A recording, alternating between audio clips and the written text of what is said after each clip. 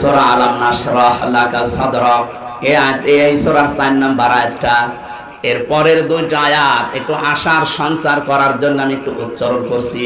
ফা ইন্না মাআল উসরি ইসরা, ইন্না মাআল উসরি ইসরা।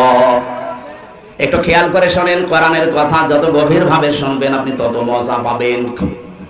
আমি আয়াতটা পড়ার পরে চিন্তা করেছিলাম যে উসরুন, এখানে উসরুনের আগে আল্লাহ আলিফ লাম দিয়েছেন, কিন্তু ইসরার আগে আলিফ লাম দেয়নি।